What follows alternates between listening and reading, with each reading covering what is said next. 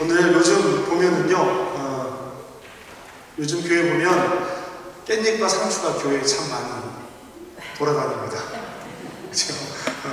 깻잎과 상추들, 봄에 심어 놓으셨던 깻잎이랑 상추들이 그 결실을 맺어가지고요. 그 결실 맺은 것들이 한꺼번에 막 나기 시작하니까 집에서 두 분이서 못 드시고 그러니까 막 나눠주시는 것 같아요. 그래서 교회에 깻잎과 부추, 상추 이런 것들이 많이 돌아다니는데요. 한국에서는 흔한 것들인데 여기서는 좀 귀하게 대접받는 야채들이 깻잎 같은 것들이잖아요. 이 집에 방문해 보면 화분에 이렇게 귀하게 모셔서 기르시는 분들도 계시고요. 또 가르텐이 있으신 분들은 이렇게 정원에다가 귀하게 모시고 대접받는 그 깻잎과 상추들인데요. 옛날 어른들은, 저희 아버지도 농사를 지으시는데요, 옛날 어른들은 땅은 거짓말을 하지 않는다라고 말씀하셨습니다. 흘리는 땀도 거짓말을 하지 않는다라고 말씀하셨는데요, 땀 흘린 만큼 결실을 맺는다라고 말씀을 하셨거든요. 여러분 이런 말씀 들어보신 적 있죠? 콩 심은데 뭐 난다고요? 팥 심은데 팥 난다. 콩 심은데 콩 나고 팥 심은데 팥 난다. 거짓말을 잘 하는 사람은 네가 콩으로 매주도 쓴다 해도 안 믿는다. 뭐 이런 말들도 있어요. 그죠? 콩 심은데 콩 나고 팥 심은데 팥 난다라는 말은요, 씨앗을 심으면 그 씨앗이 자라서 그 씨앗이 열매를 맺는다는 뜻이죠. 이처럼 우리의 삶도 세상에 심은 대로 거두게 되어져 있습니다. 우리가 세상에, 이 교회가 세상에 무엇을 뿌리느냐에 따라서 우리에게 돌아오는 것들이 있습니다. 성령의 열매는, 지난주 말씀 나누었던 성령의 열매는요, 성령을 우리에게 심었을 때 맺는 열매들이지 성령의 힘기움 없이 맺어진 열매들이 아닙니다. 바울 사도는 율법을 행함으로 구원받는 것이 아니라 복음에 대한 믿음을 통해서 구원받을 수 있다는 것을 이 갈라디아서를 통해서 이야기하고 있습니다. 이미 구원을 체험한 사람들은 세상에 어떠한 것에서 매이지 않는 자유입니다 라고 이야기를 하고 있습니다. 자유. 세상에 어떠한 것에도 얽매이지 않는 자유인데 다만 성령의 인도하심을 따라 살 뿐이다. 이 차이가 있는 거예요. 바울은 성령 안에서의 삶에 대해서 말하면서 그것은 형제자매에 대한 지극한 사랑과 배려의 삶이어야 한다라고 이야기하고 있습니다. 오늘 우리가 읽은 갈라디아서 6장 7절부터의 말씀 전에 6장 1절에는 이렇게 기록을 하고 있습니다. 형제들아, 사람이 만일 무슨 범죄한 일이 드러나거든 신령한 너희는 온유한 심령으로 그러한 자를 바로잡고 너 자신을 살펴보아 너도 시험 받을까 두려워하라. 바울은 갈라디아에 있는 형제들에게 말을 합니다.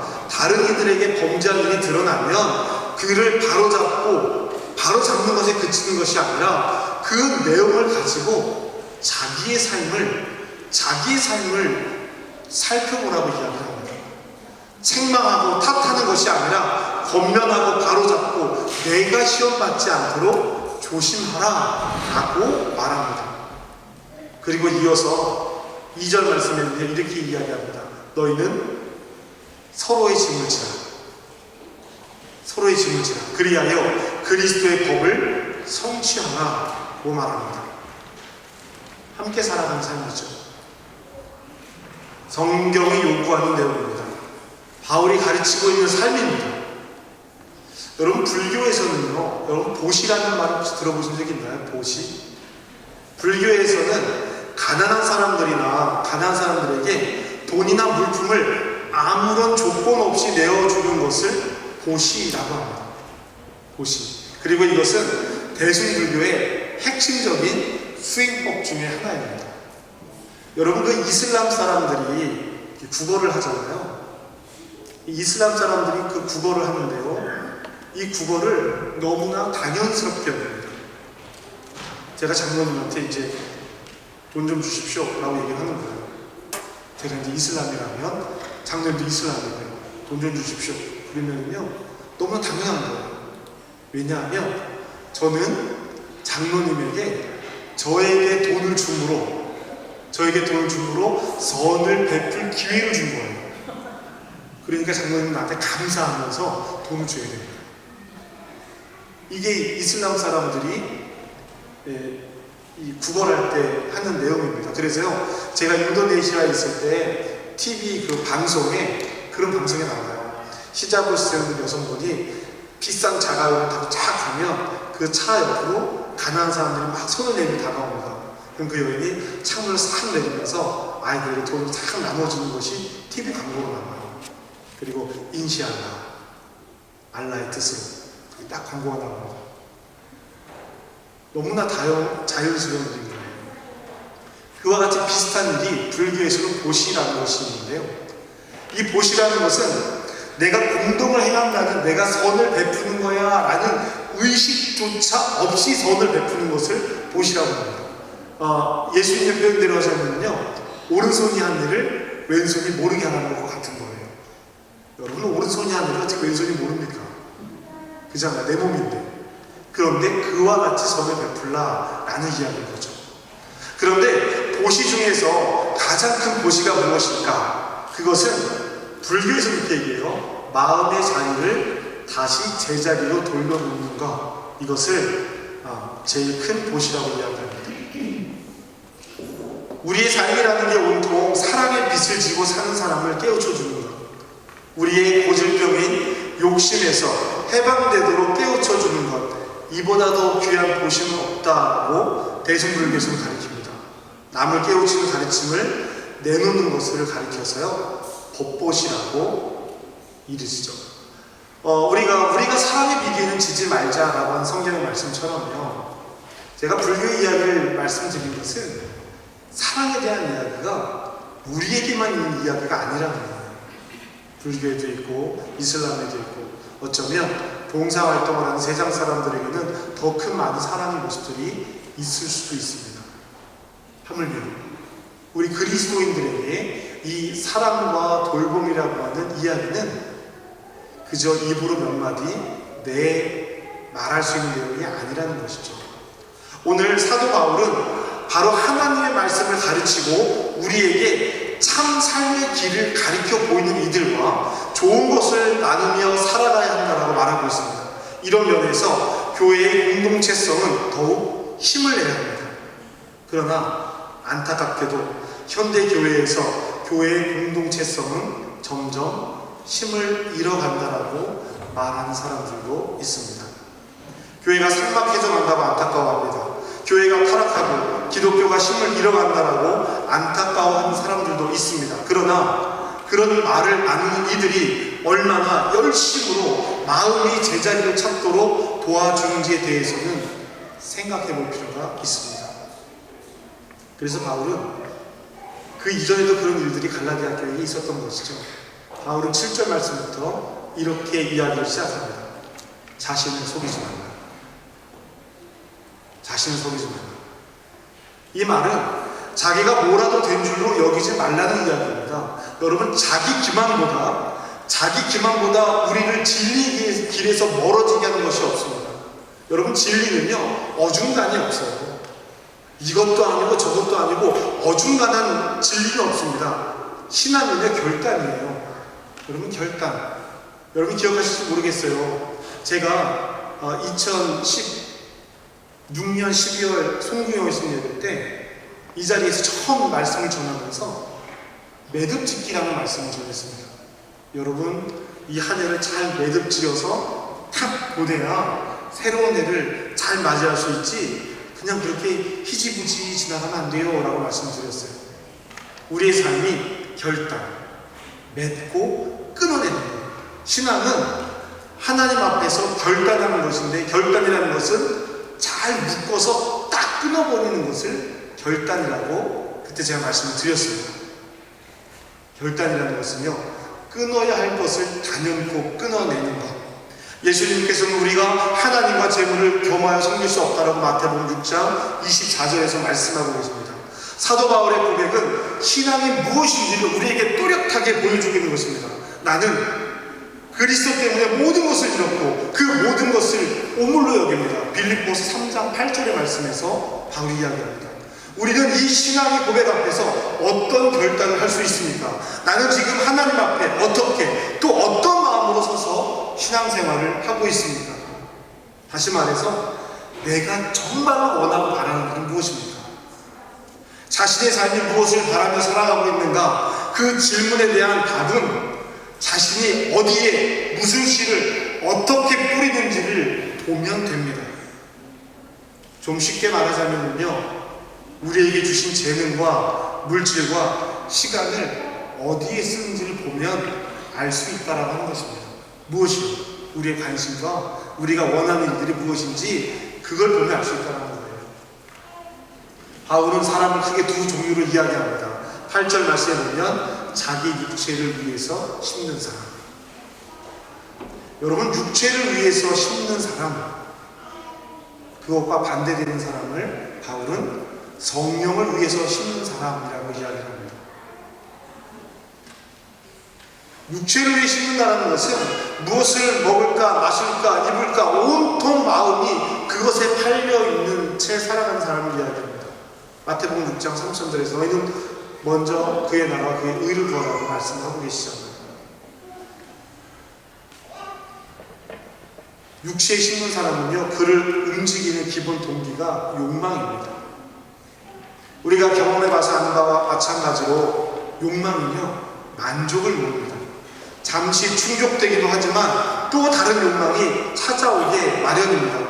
욕망을 따라 사는 사람은 바위산 위로 끊임없이 바위를 굴려 올리는, 또 떨어지면 또 굴려 올리고 또 떨어지면 또 굴려 올리는 시지프스와 같은 운명일 수밖에 없는 것입니다. 바울은 자기 육체를 위하여 심는 자는 썩을 것을 거둘 것이라고 이야기합니다. 그러면 성령을 위해서 심는 사람입니다. 성령을 위해서 심는 사람은 하나님의 뜻을 우선적으로 구하는 삶이라고 말합니다.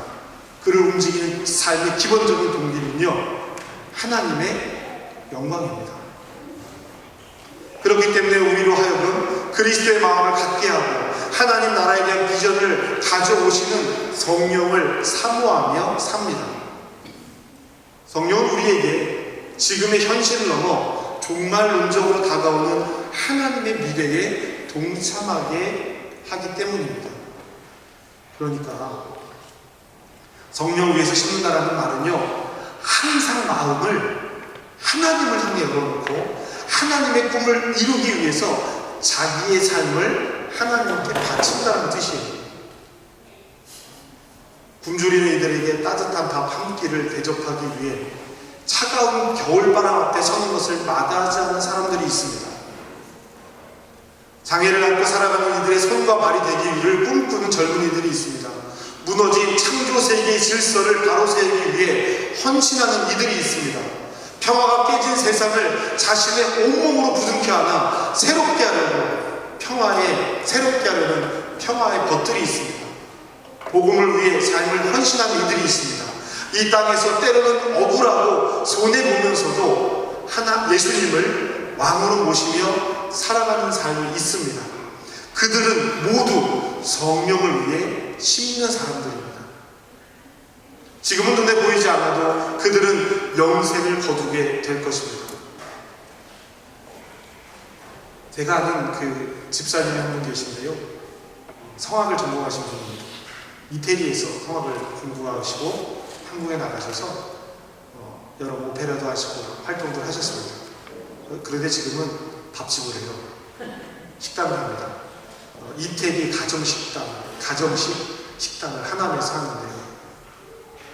한국의 이제 여러 음악계의 좀 불합리한 일들을 이야기하시고 더 이상 나는 이렇게는 노래하지 않겠다라고 식당을 하시는 분인데요.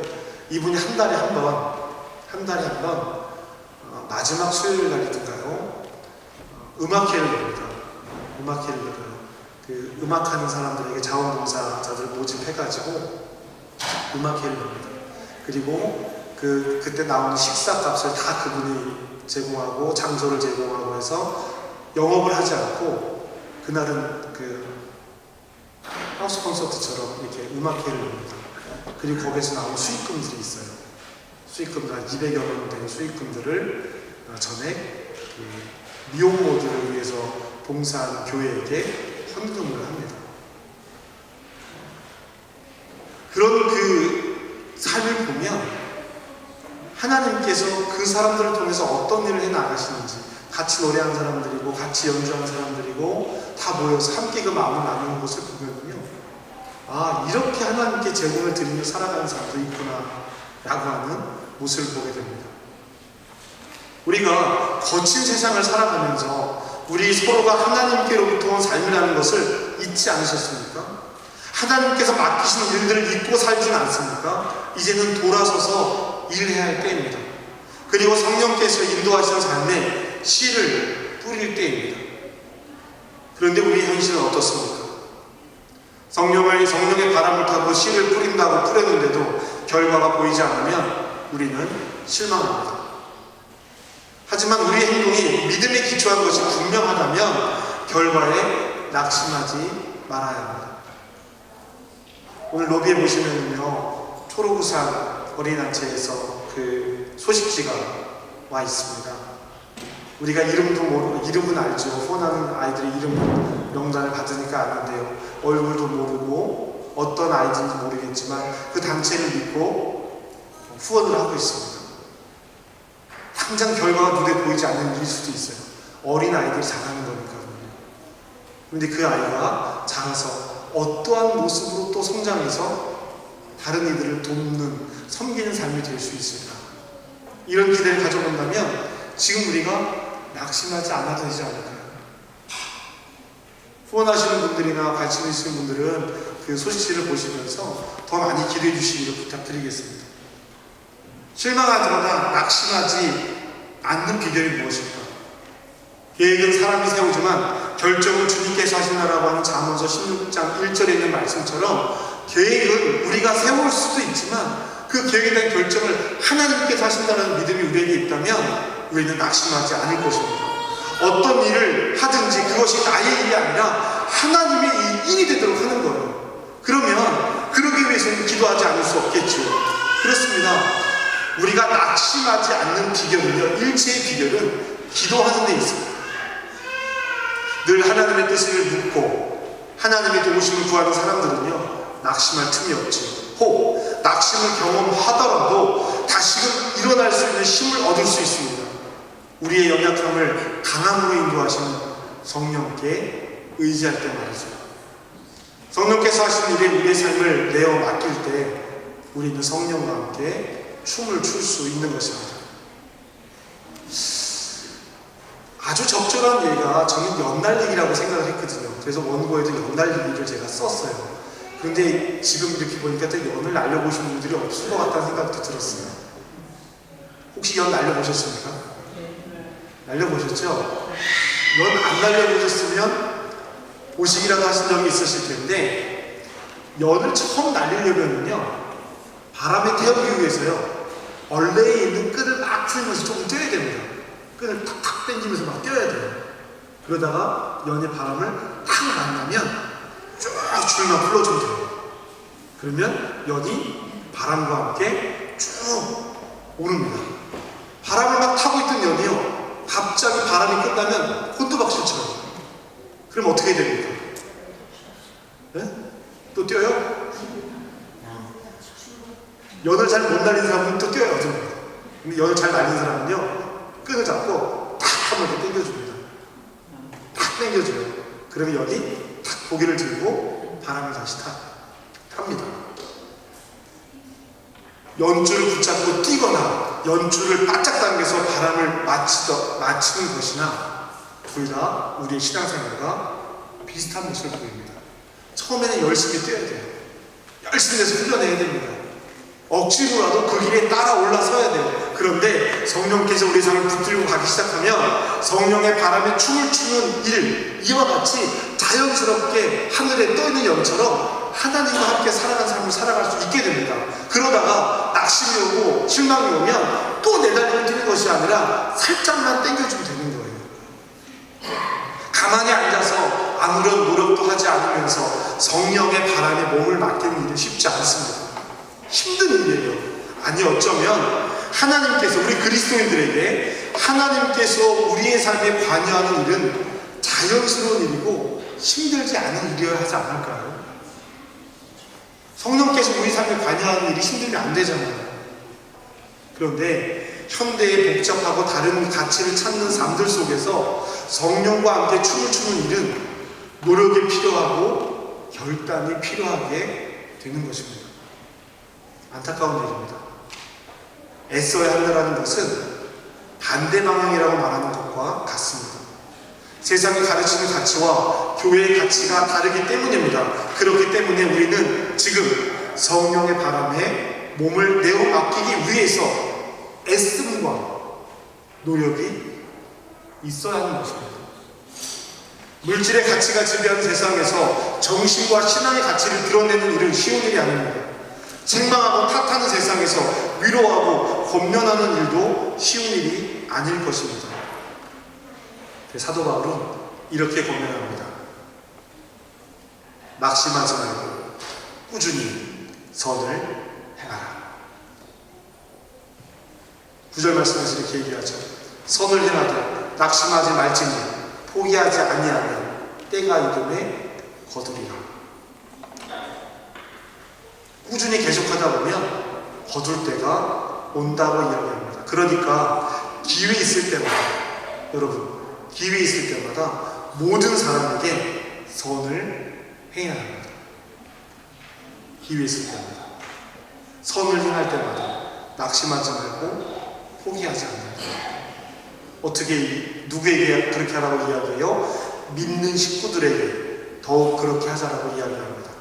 여러분, 교회가 우리 성도들이 서로를 사랑하지 못하는데 어떻게 바깥에 나가서 서로를 사랑하자라고 이야기할 수 있겠습니까? 그러지 않겠어요? 교회가 교회를 비난하고 교회가 교회를 터부시한다면 어떻게 그 교회들이 하나님의 사랑을 이야기할 수 있겠습니까? 우리가 서로 사랑하고 서로를 위해 기도하고 성령의 인도하심을 간구하는 것은 바로 이와 같은 의미입니다. 교회 안에서 믿음의 사람들이, 성도들이 하나님의 말씀으로 하나가 되어서 서로에게 사랑하기를 연습하고 훈련하고 애쓰는 거예요. 그래야 복음이 이 세상 밖에 나가서 힘을 내죠. 힘을 낼 수가 없습니다. 뭐라고 얘기해요? 니들이나 잘해. 이렇게 얘기하면 안 되잖아요. 여러분, 서로 사랑하기를 쉬지 마십시오. 그리스도를 사랑하는 일을 쉬면 안 됩니다. 그리스도를 사랑하는 일을 쉬지 마십시오. 기도하는 일을 쉬지 마십시오. 그리고 우리가 함께 기도하고 사랑하고 그렇게 하나님의 세상을 인정하고 조금씩 넓혀나가는 그런 사람들이 우리가 되기를 주님의 이름으로 축복합니다. 14절 말씀입니다. 그러나 나에게는 우리 주 예수 그리스도의 십자가밖에는 아무것도 자랑할 것이 없습니다. 그리스도께서 십자가에 못 박히심으로써 세상은 나에 대해서 죽었고 나는 세상에 대해서 죽었습니다. 내가 원하는 것, 내가 바라는 것, 내 것이 죽고 그리스도의 뜻을 따라 살아가는 것입니다. 우리가 고단한 인생길에서 낙심하지 않고 선을 행하기 위해서는 어두운 밤에도 우리를 이끄시는 주님께로 계속 돌이켜 가야 합니다. 우리 자신을 온전히 주님의 지혜와 섭리 앞에 맡길 때 우리는 거침없이 절망에 맞설 수 있습니다. 우리가 지쳐 제풀에 넘어지지 않는다면 때가 이르면 거두게 될 것이라는 것입니다. 그때가 나의 때가 아니더라도 말이죠. 내가 내 때의 열매를 거두지 않더라도 그 때가 나의 것이 아닐지라도 우리는 그 열매를 위해서 뿌려야 한다는 이야기입니다. 하나님께서는 우리의 수고와 헌신을 결코 허비하지 않으실 겁니다. 이 확신이 있기에 저는 결과가 눈에 보이지 않아도 기뻐할 수 있습니다.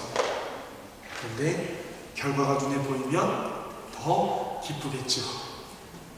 우리 마음이 그렇잖아요. 그 마음 자체를 부정하는 것이 아닙니다. 사랑하는 한민교회 성도 여러분, 우리는 지금 이 길을, 사랑의 길을 함께 가고 있습니다. 포도나무이신 예수님의 가지가 된 우리는 하나님께서 우리에게 불필요한 가지를 잘라내실 때 순종해야 합니다. 여러분, 그때가 힘든 거예요. 하나님께서 내 삶에 불필요한 가지를 쳐낼 때 그때 열매를 맺을 수 있습니다. 우리의 신앙의 다짐은 주님, 내가 무엇을 하겠습니다. 주님, 내가 이것을 하겠습니다. 주님, 이것을 이루어주시면 내가 무엇을 하겠습니다 라고 말하는 것이 아닙니다. 우리의 신앙의 다짐은 주님, 내가 무엇을 원하든지 내가 무엇을 하고 싶더라도 하나님께서 자르시겠다고 하면 자르겠습니다. 순종하겠습니다. 육체를 위해 심는 자가 되지 않고 성령을 위해 심는 사람이 되겠습니다. 비록 그 일로 인해서 내 삶에 어려움이 온다고 해도 그 일 때문에 세상의 지위가 위협받고 내가 이루고자 하는 일들이 위협받고 내 자존심이 상한다고 해도 말입니다. 자르겠습니다. 순종하겠습니다. 이것이 신앙의 다짐이라 합니다. 오늘 우리의 다짐입니다. 그 마음이 이 땅에 심길 때 이곳에 하나님 나라가 이루어져 가는 것입니다. 그 일에 저와 여러분이 함께 하시기를, 우리가 성령에 심는 이들이 되기를 주님의 이름으로 축복합니다.